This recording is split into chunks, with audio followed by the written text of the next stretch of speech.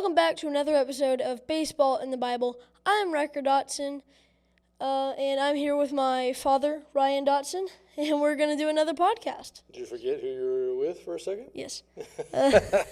Forgot my dad. Yeah. Hi.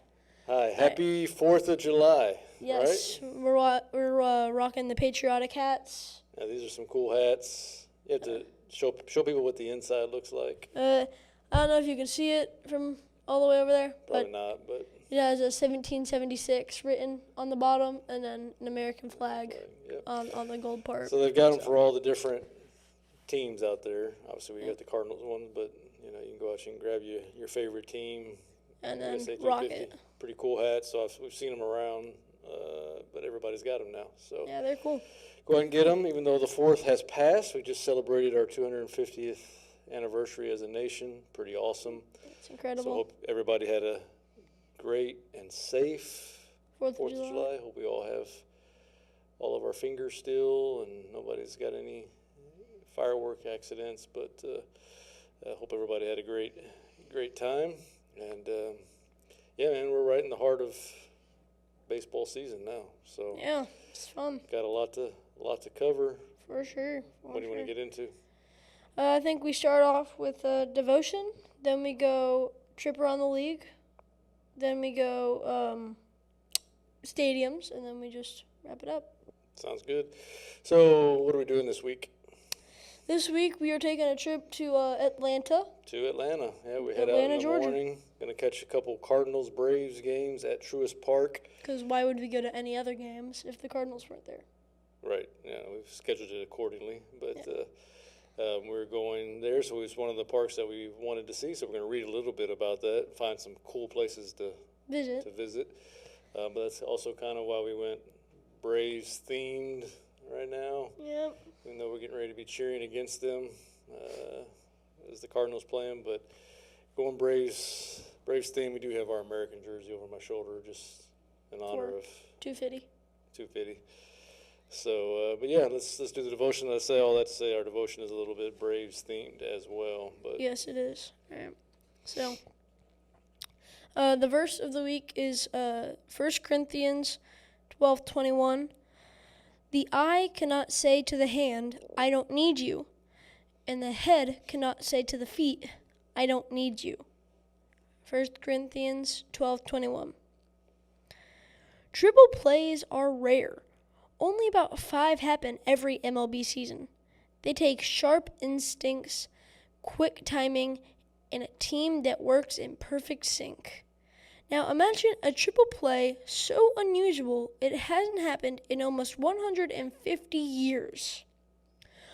On July 25th, 2023, the Atlanta Braves pulled one off against the Boston Red Sox. It was the first 8-3-5 triple play since 1884. A play that sends the ball from center field 8 to the first baseman 3 to the third baseman 5. And the last teams to successfully execute this was a franchise called the Boston Bean Eaters. Sounds less like a ball club and more like a group of competitive eaters. Here's how the Braves made it happen. With 2 Red Sox on base and no outs, Tristan Casas hit a shallow fly ball into center field. Michael Harris II charged in and made the catch for the first out. Then he fired the ball to first base, where Matt Olson caught it to a double-off runner who was strayed far from the bag. The second Red Sox runner had tagged up at second and broke out for third when he saw the ball going to first. Olson then rocketed the ball way across the diamond to the third baseman, Austin Riley. Riley caught it and laid down the tag. 1 out, 2 out, 3 outs. Just like that. What made it work wasn't just quick reactions or strong arms. It was a team execution, trust, and, of course, a little bit of luck. Nobody tried to play the hero or take over someone else's role. Each guy handled his assignment and relied on his teammates to do the same. That triple play shows the kind of teamwork God wants us to practice. In 1 Corinthians 12, Paul compares the church to a human body. Every body part is different, but each one serves a special purpose. It's the same with us. Every believer has a role to play in God's church. No pride, no comparison, just everyone using their God-given gifts to help each other. What's one responsibility that helps your team, family, or friends be at their best? This week, focused on doing your part with excellence. It's such a good reminder, good devotional. We talk about it in the church world a lot, where it's the whole body is needed, right? Yeah. It's like our body. Mm-hmm, you can't function without, our arms. You need all of it, right? Yeah, exactly. We all want to be the main part, but we're not all wired and created to be the main part. Sometimes same thing on your team. We all want to be stud, the number one guy, batting in the 2 or the 3 spot, playing shortstop, starting pitcher, all those things. And there's nothing wrong with us, with striving for that and pushing yourself to be the best version of what you are. But again, it doesn't mean if you're batting ninth and playing right field that it's you're useless, or that you're not an important part of the team, And so yes, there's value that we all bring. We all bring different skill sets, different attributes. So whatever walk of life we're in, but especially on the baseball field, that's a good reminder. Yes, for push sure. Push yourself to be the best, for but sure. whatever you have, as we've talked about in previous episodes, just maximizing what you have. Right. Yes. Maximizing your gifts and your talents. Because you're not going to be, you can't be another kid. You are you. You just have to maximize what you have. Right. You look at that play, all Austin Riley had to do was catch it and put the tag down. Yeah, but it contributed and it got the third out. Yep, so it's like exactly. So, it's like every part there just doing their own thing. I liked what they said. Nobody's trying to be the main character. Right. Yeah. It's cool play, obviously a rare play. Yeah. And triple plays are exciting when they do happen. Yeah, as long as it's not against you. That would be sad. That would be very sad. All right. You said you want to go around the league a little bit? Yep, let's do a little trip around the league. Okay, we can do that.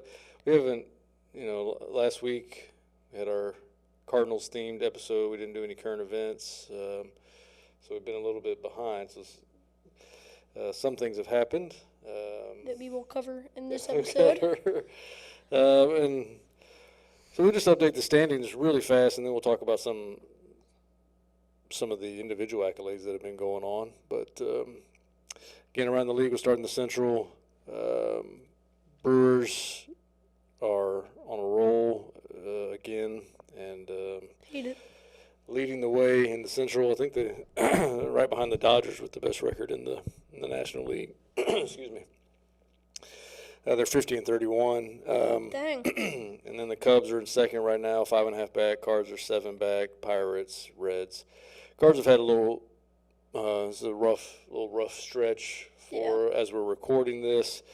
This is a key part of the season. 2 weeks for the Cardinals. For most teams that are kind of right there in the middle, trying to determine are they going to be buyers or sellers at the deadline. Cardinals are even more tricky because they really weren't supposed to be here and they're planning for the future, so I don't think they're going to go crazy on buying. But it's been a rough stretch. We just came from St. Louis last week, and we were trying to catch a game. Our game got rained out. We were there, and then they canceled it, so we're going to have to come back up to watch it. But they lost 2 or 3 in that series to the D-backs, and then turned around and lost 2 or 3 to the Marlins at home. So rough home stretch, and now they're going to Atlanta. Tough. Then they go to Chicago for the 4th of July weekend as we're airing this. Hopefully it's been a good week. And then they come home for 4 against Milwaukee and 3 against Atlanta. So this next 2 weeks will determine whether we're buyers or sellers, again, as most teams. But we'll see what happens. The Braves are still in first in the East, 49-33. the Fighting Phils are coming, man. They're coming quickly. They're only 3 games back now. And the Marlins, who again the Cardinals just played, the Marlins are the hottest team in June. I think they were like 18-6 or something like that in June. So they've been really good. They're only 6 back.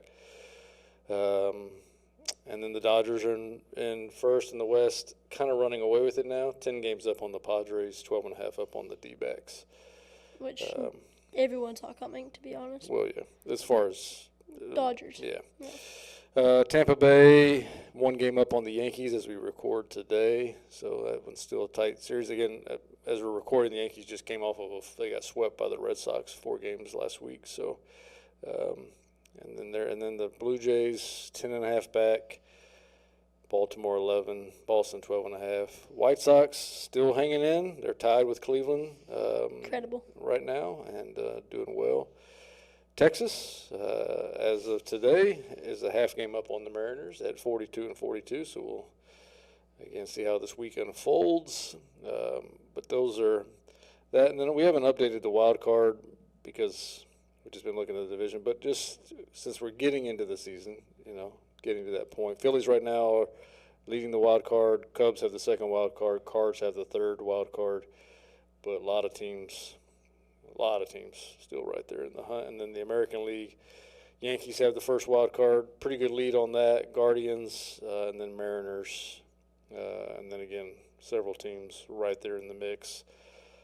You look at a team like Baltimore, they're only 3 games out, and they're 7 games under 500. So, there's still a lot of hope there with that third wild card spot. I just wanted to, again, a couple of things. We talked about the Phillies. Obviously, Schwarber is killing it right now, as is Bryce Harper. Both of them have turned it on. Again, as we're recording this, who knows how many he'll have this week as the week unfolds, but Schwarber's sitting at 30 bombs. And again, Bryce seasonal Harper. Or just seasonal? Yeah, okay. Yeah, seasonal. He's on pace to hit 59 right now. It's not bad. That's great. And I'm trying to pull up here. Let me pull up some stats. But anyway, it's getting there again. We're just a few weeks away now from the trading deadline, end of this month, and then we'll see who's buyers and see who's sellers. Mets did make a managerial change since the last time we were here. They fired Carlos Mendoza, so we'll see what that does. There's some rumors floating around that it'll be Pujols, but man, I hope not. All right, home run leaders right now: Schwarber at 30. This is across the whole league. Jordan at 25. Brian Buxton, who's having a great year, 25 home runs. Another guy, catcher, for the Rockies. I mean, he just had a 3 home run day, but 25 for Hunter Goodman. Caminero 22, Ben Rice 22. Those are the league leaders in home runs. RBI league leaders: Nick Kurtz from the A's 64, Pete Alonso. Jordan Walker tied at second there with 58. Burleson 57. Average leaders: Yandy Diaz for the Rays 336. Otto Lopez for the Marlins 332. Luis Arias 324. Jordan 311. Troy Johnson, our boy, 315. Sixth. That's pretty incredible. Sixth in the majors for batting average. And we were at the game the other day. We saw at this point he was like second in the league in doubles. Yeah, he was second in the top 10 in OPS. So yeah, it was fun being able to tell random kids he was on a podcast that I own. Their jaws dropped. Little bragging going on there. Yeah, no, for sure. Yeah, there's the doubles list. Yeah, he's second right now behind Devers, 22 doubles. Ernie Clement, 21. So those are some of the league leaders. Again, Schwarber's on a roll. The Phillies are on a roll. Bryce Harper's turning it on. So in key season, you've got just a few weeks. We'll find out who's buyers, who's sellers. But I did want to get into a little all-star talk because we've got, the first phase of balloting is already come and gone. And then as we're airing this week, by the time you watch this, the second phase of balloting will already be done. I think they announced the starters on the 4th of July, so it would have just been yesterday. So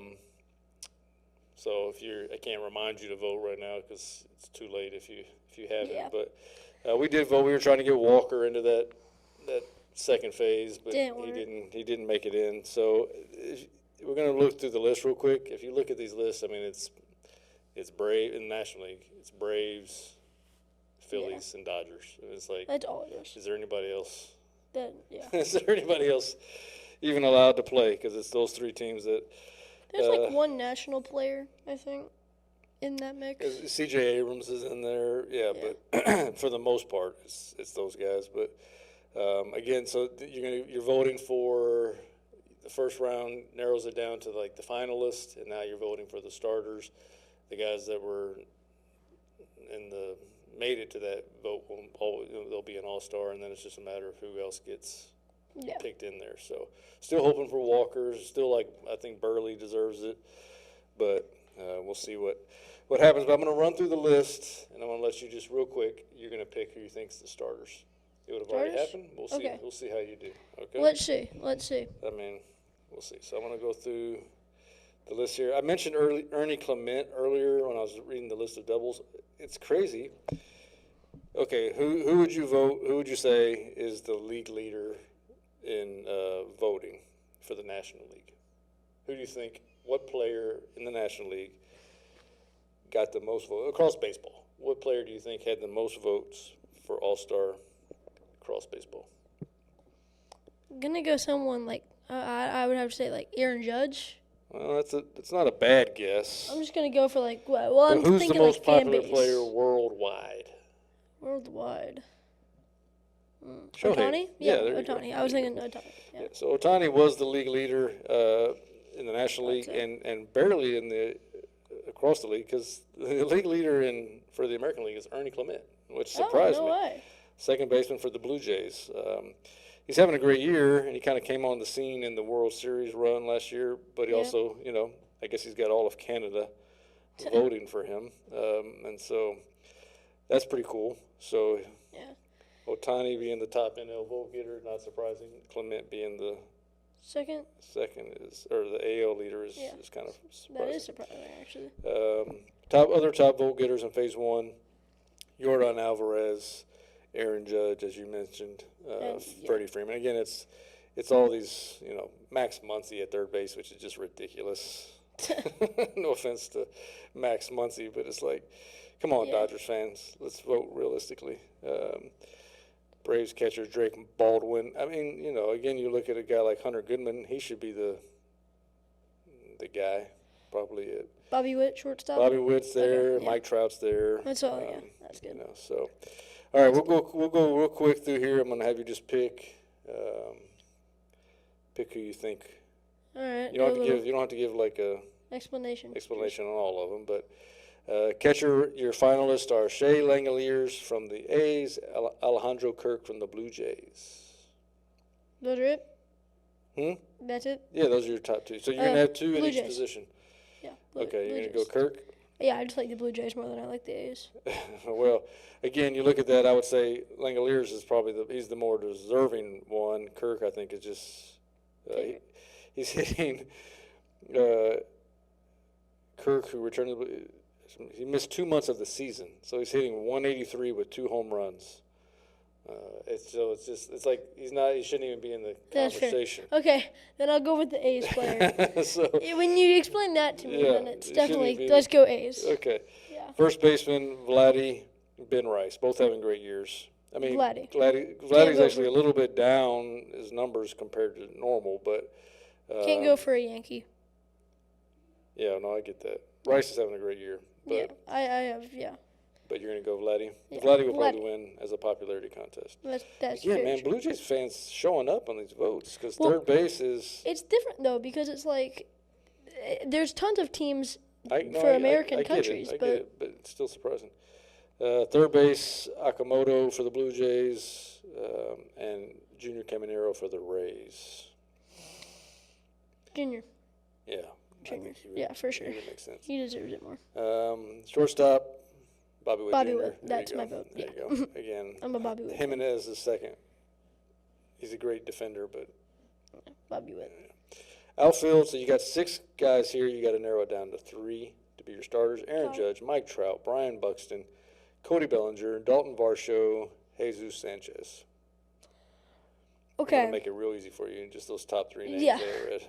Yeah. Mike Trout, Aaron Judge, and then what was the third? Byron Buxton. Yeah, should Byron definitely Buxton. Be in there. Yeah. Mm-hmm. All right. And those are the 3 that are going to win. All right. So those are your designated hitter nominees. Shohei's winning. No, that's the National League. Jordan and George Springer. Springer. No. Jordan is having an unbelievable. Jordan has a shot at the. I know he's an Astro, but he has a shot at the Triple Crown. I mean, he's right there in everything. All right. Jordan. It should be. I mean, who knows what it will be? Again, all these Astro fans are voting like crazy. National League catcher Drake Baldwin for the Braves. Will Smith for the Dodgers. Baldwin was the 2020 last year's Rookie of the Year, and he's having a great year. I shouldn't, but he's on. Smith is on the IL, but so who are you going to go? Well, before I do that, I think I'm just going to comment. How did Cal Raleigh not make it? He's not having a great year. Oh, he's not? In the American League, yeah. Dang, okay. That was the American League, but he's not having a great. Okay, well, I'm going to go Freeman. Who? Baldwin or Will Baldwin, Smith? Baldwin. Okay, Sorry. Baldwin. I'm done. Yeah, okay. First base, Freddie Freeman for the Dodgers, Matt Olson for the Braves. Now, if I'm saying who's probably going to win, it's going to be Freeman, but I'm going to go Olson. Okay. It probably will be Freeman. Second base, Ozzie Albies, and Albies I get. This next one bugs me. Bryson Stott for the Phillies, man. He shouldn't be in there. Again, I'm biased because I feel like JJ should be. He wasn't even close. He was like 8th. Didn't sniff it, but he's top. He's one of the top WAR guys. He's having a great year. A better year than Bryson Stott, and that's just Phillies fans.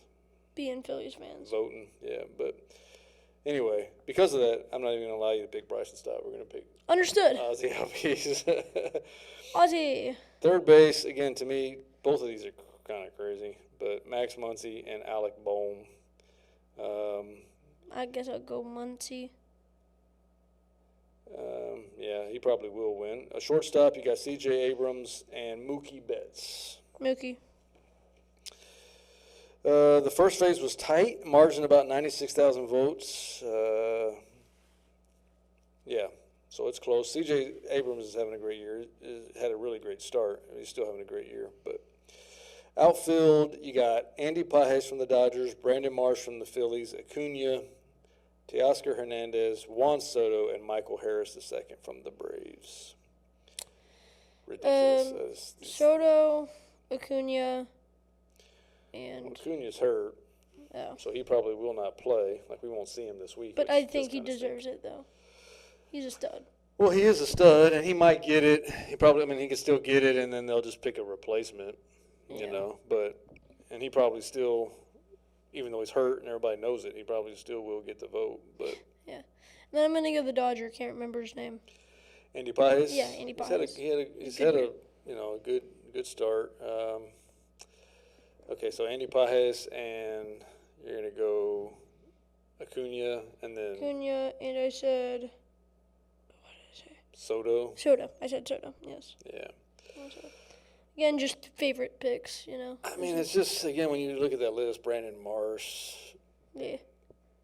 He's 4th in the NL with 321 average, and again, it's not that he's like some of these guys. He doesn't suck, but he's not. No. But and he's having a good year. Again, I'm biased, but Jordan Walker, man, he's had a great year. The guy deserves it. It's just when you look at him, it's just all the names I was reading to you are either Dodgers, Phillies, or Braves for the most part. So, we'll see. It's going to be it's going to be those teams representing the starting lineup, and then other teams filling in the gaps there between on the National League side. Yeah, true. But, so that's the pick. Again, we'll see who wins. We'll see as the starters get announced, and then they'll get announced on the 4th, and then the All-Star game, I believe, is on the 15th. Okay. Or the 14th, somewhere right there a couple weeks from now in July. So it's coming up in a hurry, and then again a couple weeks after that, trade deadline. Coming up quick. It's coming up quick. So season's flying by, and my mic is falling like crazy. Yeah. So I'm going to adjust this, and then we'll read a little bit about Truist. But because we're going there tomorrow, just wanted to also read about it, but look at some of the top places that we could check out while we're there. All right. So Truist Park opened in 2017. First Braves home run was Ender Inciarte. I always butchered his name, so I'm probably butchering it now. Capacity 41,084, open roof grass surface. All right, so when I look up top places to visit while we're there, key stadium sites. Monument Garden, located on the 100 level. This museum-like area displays Braves World Series trophies, championship rings, retired numbers, and an extensive tribute to the legendary Hank Aaron. He deserves it. All right, so that's something on our list that we'll have to check out. The waterfall, which is just beyond the center field wall, sits as a naturalistic rock and evergreen waterfall feature designed to mimic the famous one at Coors Field. All right, and the Chop House, this 3-level restaurant and bar, is one of the most energetic social gathering spots in the stadium, offering great food, standing room sections, and patio seating right by the field. The Tomahawk statue, located in the Centerfield Plaza, this oversized illuminated tomahawk makes for the perfect photo backdrop. So we'll have to hit the tomahawk statue. We'll put a photo right now. We'll put a photo right now. All right, so after just 2 decades of largely great baseball at Turner Field, the Atlanta Braves moved to the suburbs where they opened Truist Park. And everyone's first reaction was, wow, just the upgrade there with the LED board, 50,000 seat capacity of Turner Field was now just 41,000, but it made it more kind of intimate there. Children have a rock climbing wall in an area of the park that also includes a zip line. Ooh, I might hit that. Grown-ups, that was on the list here of places to see. Yeah, Hope and Wheels Sandlot. Okay. 30,000 square foot kids zone featuring climbing towers, interactive games, and a zip line, as well as the clubhouse for mascot Blooper. Blooper. Reminds me of the Thanksgiving episode we did. We did that Mom. One, yeah. The Braves had played at Atlanta Fulton County Stadium from 1966 to 1996 before moving to downtown Turner Field, where they won 100 or more games in 5 of their first 7 seasons. However, Braves president John Schuerholz announced in 2013 the team would be relocating, citing all of the renovations that were needed at Turner Field. Truist Park is located within a neighborhood called the Battery. The Braves tout it as the first of its kind, a destination that will simultaneously build and integrate state-of-the-art Major League Baseball ballpark with a multi-use development and community. It features housing, restaurants, retail stores, and a 4,000-seat live music venue. Plenty to keep fans entertained before or after the ball games. The Batter's Eye area just beyond the center field wall features 3 evergreen trees. The area includes boulders and a water feature, like we talked about, nicknamed Chattahoochee Falls. Undoubtedly inspired by a similar setup at Coors Field, a fountain shoots streams of water 50 feet into the air toward the main video board from the upper pond. The feature comes alive after Braves home runs and wins. Nice. Again, when this book was written, Freddie Freeman was still playing for the Braves, so he's asked him here, what he thinks about it. He just said it's a lot more intimate, like we talked about. When you're out there playing, it feels like the fans are kind of right on you, which wasn't the case at Turner Field.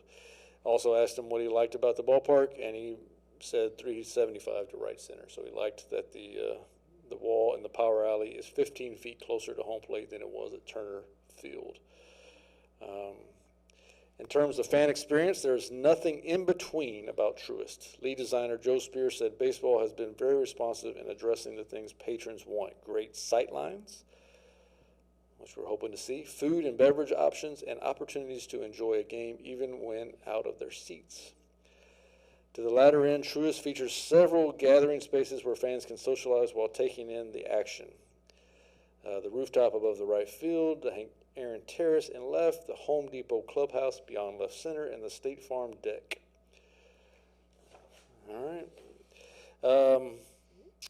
Also, I'm sure, again, as I mentioned, there's some cool things. I see a statue right here outside of third base. I don't see who that is, so we're going to have to check out the statues, check out all the history that the place has to offer, and take some good pictures along the way. One other thing that we'll do while we're there is eat. So we're going to good at that. Yeah, we're just going to talk about and see what we want to try, just off the top of our head here. The best places to eat while we're there. Okay, so they have the bat flip, which is in section 113, a mammoth 27 brioche stacked with 2 pounds of beef patties, braised short rib, crispy pork belly, cheese, and a fried egg. I saw a picture of it. Oh, that sounds good. I'll put the picture here just so everybody can see it. Yeah, I don't know that we're going to do that. It's a mouthful, to say the least. There's the blue burrito, a deep fried burrito. Sounds kind of good. Fan favorite, Holman and Finch. Grab their legendary original cheeseburger, section 335, 337, or Chop House Gate. Widely praised by fans as the best burger in the stadium. Okay, that's probably where I'll go. That sounds good. Yeah, I'm a burger guy.